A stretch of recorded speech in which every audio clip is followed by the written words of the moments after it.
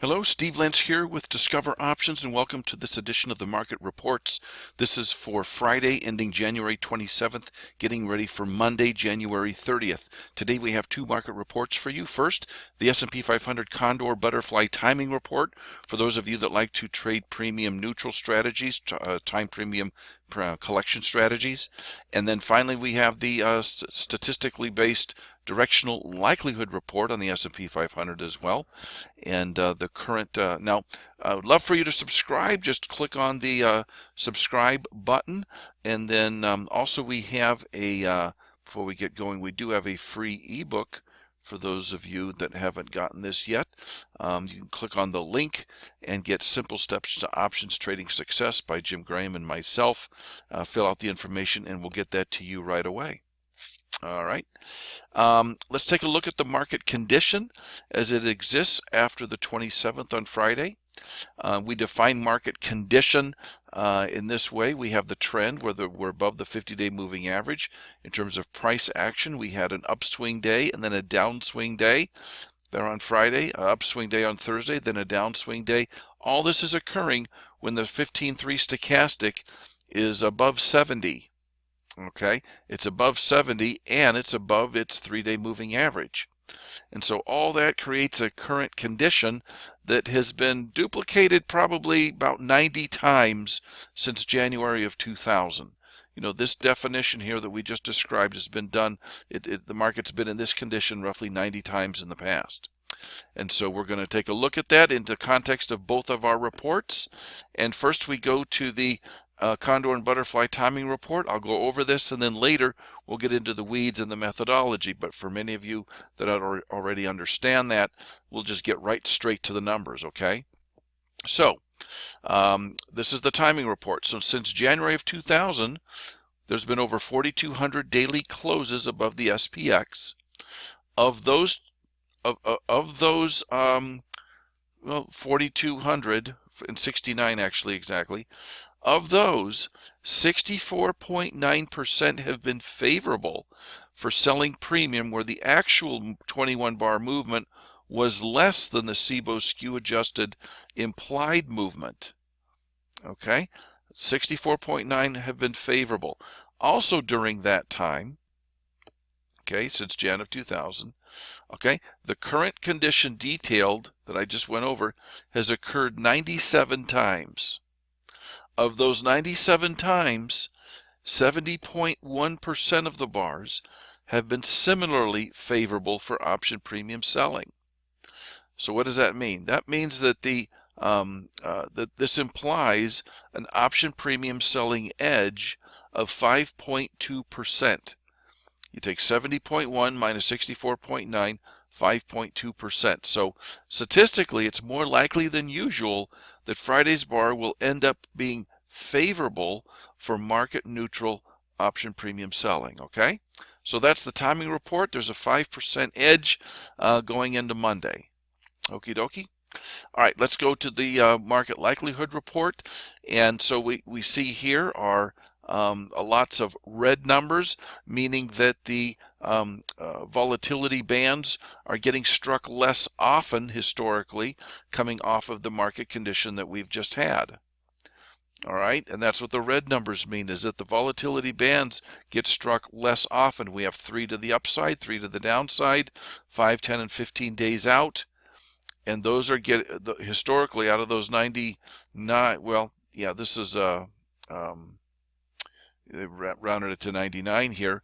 They are getting struck less often. So this is a picture of lower expected market volatility in both directions. Okay, and using the skew adjusted VIX to get those bands determined, how far away they are from the close. Still, you see a picture of primarily mostly red numbers, meaning lower market volatility. We're going to get into the weeds on both reports now. Let's go straight to that. And but that's a preview for those of you veterans. That's probably going to give you exactly what you need to know. But for those of you that wanting to know what goes into that, here we go. On the timing report, we're trying to basically tell Condor and Butterfly traders how to time the entries such that they get a little bit more edge than just simple seasonal timing, every third Friday of the month or whatever it is. Okay, so let's go over why you would consider doing this. You could have a price chart pattern that looks like it's channeling, yet when you run it through the algorithms that we do, like in this case, we determined that in this particular case at the end of December of 15, there was a negative edge, a negative 4.2% edge. Now, what did that mean? It meant at that time there was a higher than usual likelihood that the market would be more volatile than what was implied by the option prices. Okay, a higher than usual likelihood. Okay, so in that particular case, the market did blast downward, and it could be predictive perhaps, but we're just looking at the past and determining the pattern today, how often it's been replicated in the past, and what happened back then. And so there you have it.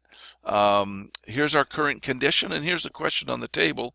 Is this current condition a good one for selling option premium through range trading, condors and butters?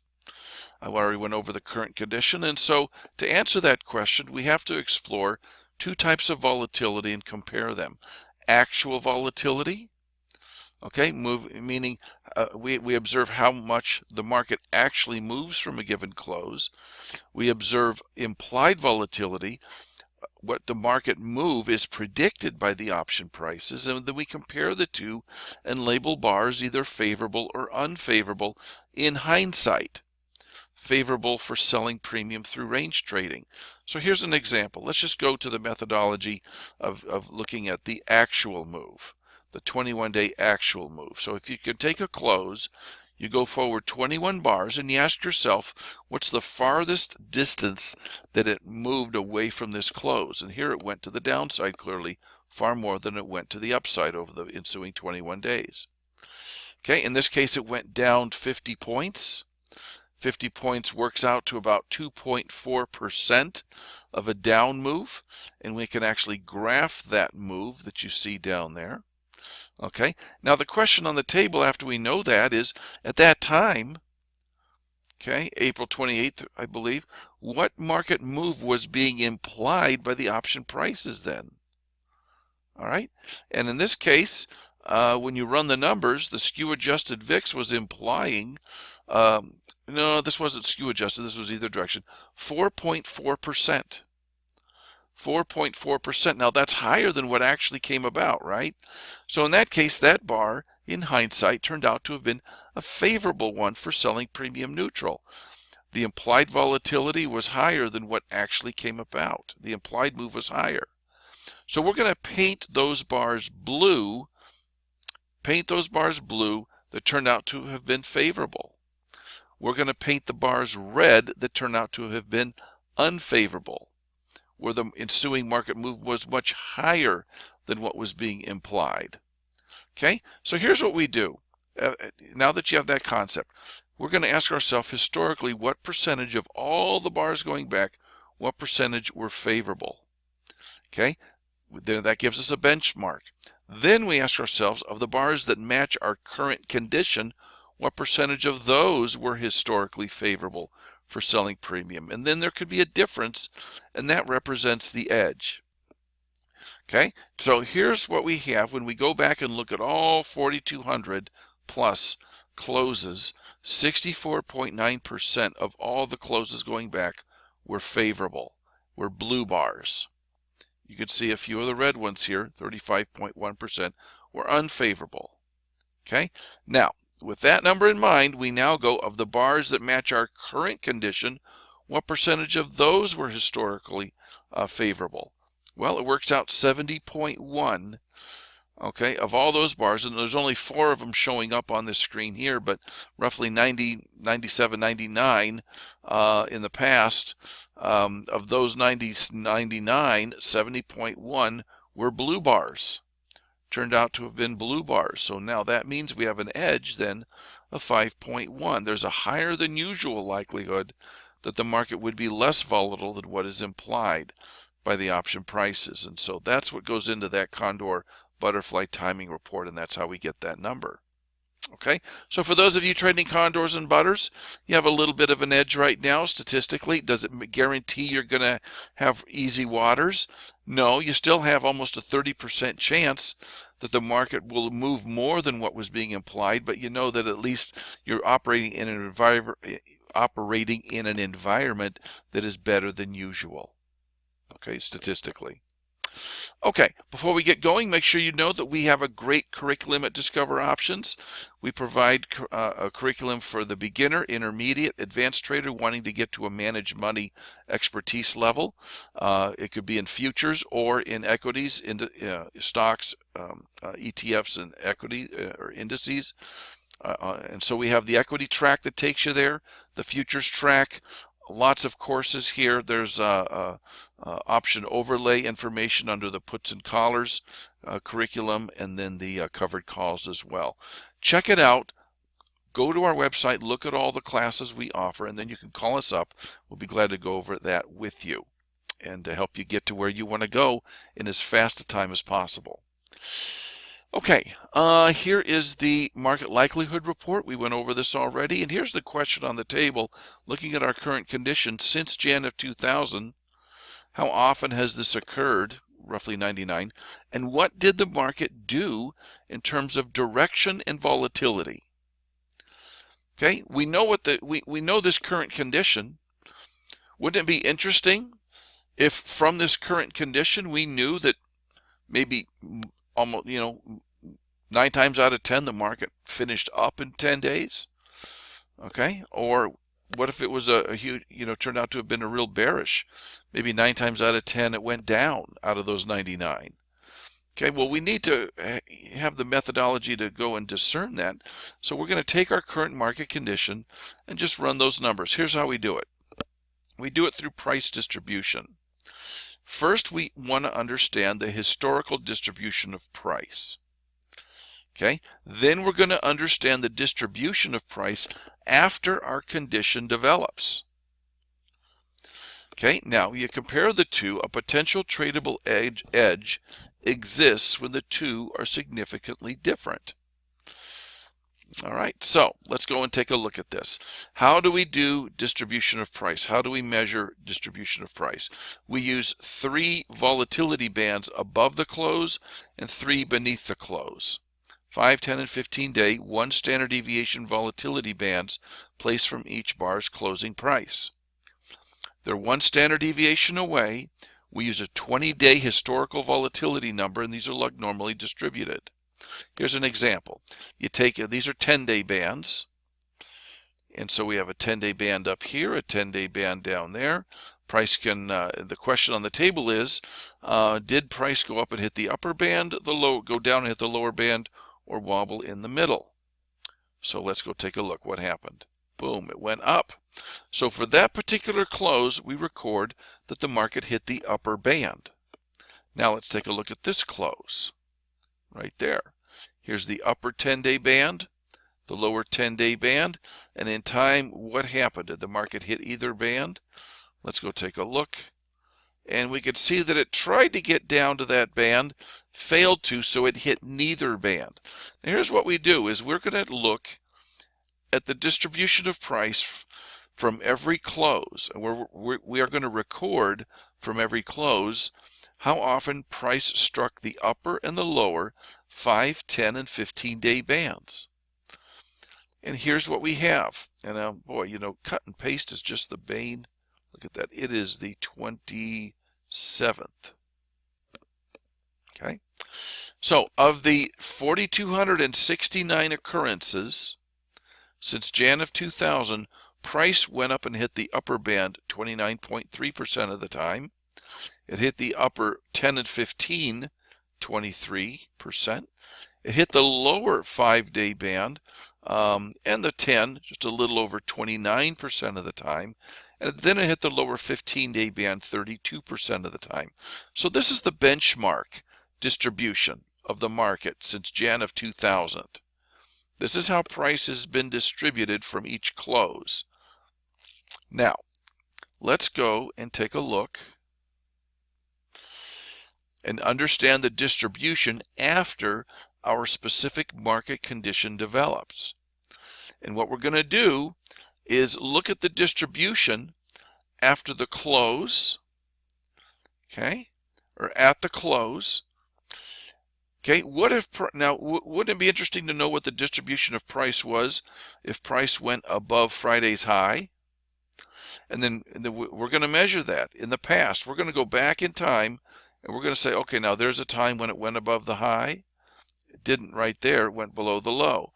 And then we're going to measure the distribution of those times where it goes below the low. That way, when we get to Monday here, you'll know what the distribution has been if price exceeds the high of Friday or the low of Friday. Don't you think that'd be a little helpful? So let's go and take a look. Okay, since the close, using the close, okay, price, of the 99 times we've had this market condition, price has gone up and hit the upper band 21.2% of the time, which is lower than the benchmark. It failed to hit that upper band. It hit it just about a little more than 1 time out of 5. It hit the upper 10-day band 14% of the time, which is quite a bit lower than the benchmark. It hit the upper 15-day band 19% of the time, lower than the benchmark. Okay, across the board, lower than the benchmark. Now, not by as much over here on the lower side, but you get the picture here that out of these 99 occurrences, price struck the bands less often across the board. Less often, so a picture of lower market volatility. Now, if price exceeds the high, okay, you can see here if price exceeds the high, and in the past it exceeded the high of those 99, it had exceeded the high 56 times. Of those 56 times, similarly, it failed to hit the bands, sometimes by a strong amount. Okay, now what happens if it hit the low, went below the low? In the instances where it went below the low, again, it failed to hit the bands as often, except for this one occurrence here, the lower 5-day band, a little bit more. So overall, a picture of lower market volatility. We can't really make a bullish or bearish prediction out of this. It's not leaning one way or the other enough to really speak to that. Now, what I like to do also is adjust these bands and use the skew adjusted VIX to set the distance from the close. Now, the VIX is generally higher than statistical volatility, so it hits the bands less often in general as a benchmark here that you can see. But similarly, we have the same kind of picture. Price failing to hit those skew adjusted VIX bands by about the same margins as with the statistical volatility bands previous. So the same kind of picture. And then I show you the volatility numbers, statistical, and then the skew adjusted upside and downside. Very low volatility here. Our downside predicted, or our skew adjusted downside VIX is at 12.2. Keep that in mind. And let's see here. Do I have? Yeah. Okay. Let's go and take a look at. We're going to take a look at a. Here, let me click. There we go. Let's take a look at a hedged bull put spread. Just as a trading idea you might want to consider. And we take that 12.2 in option view, plug it in up here at the SV button. And then a hedged bull put spread. So we have a bull put spread down here. This is a 6 lot. And we're going to take the credit. Now, so this is a standard deviation away. And that's determined by that 12.2 coming from the downside skew adjusted VIX. We take some of this credit and then go to the at the money puts and buy a bear put spread, a debit spread here. The beauty of this is that we're buying for a much lower implied volatility than we're selling. So our hedge is quite efficient that way. And then when you analyze this thing, okay, you could see on the upside we would make 4% over 30 days.